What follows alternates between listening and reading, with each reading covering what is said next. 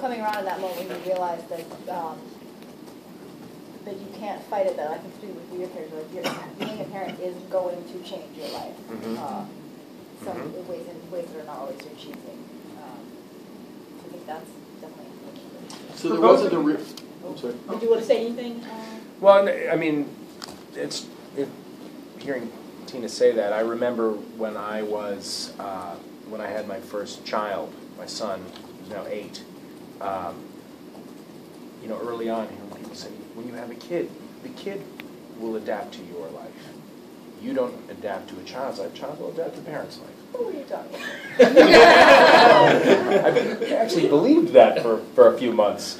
I thought, okay, when they're a baby, sure, they'll, you know, it's like, I want to go out, let's go out to dinner. Oh, it's fine, we can get you baby.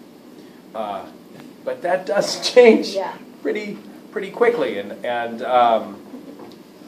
you know, I think that it was certainly, that was something I thought about a lot in the character that I'm playing, where it's, you know, he has this boy, and he's a guy who's lived his life the way he's wanted to live it, and it's becoming increasingly.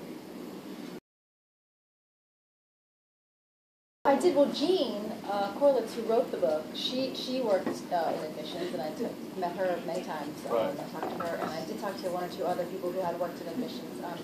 And the one thing that was interesting is one thing that someone who wasn't connected to the movie, who was an admissions person, said to me that actually was already in kind of the script. She said, you know, people think we really want to say no to everyone, when really what we really want to be saying yes. Like their happiest moments of, you know, and what their goal is to be able to say yes to as many kids and you know, kids they think that will thrive in whatever school it is. So that I thought was an interesting thing, that was already, Jean had already written the same thing, and Karen had written the same thing to the script. Especially her toxic mother, would that have solved much? I think she would have been resistant to therapy because she's kept so many of her own secrets for so long that once she started her work, it would have been very exhausting. But I imagine maybe by that last part of the movie we could believe that she has started working on that kind of stuff a little bit.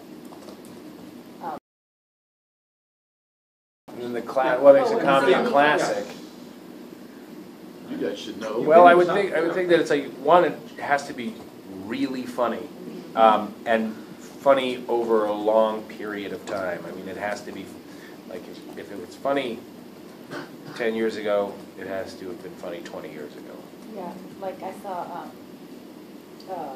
Trading Places on TV recently, and Eddie Murphy in the first 5 minutes of that movie, where he's pretending that pretending to be homeless, and he's like pushing himself around on his knees on a board, and the cops come to so funny.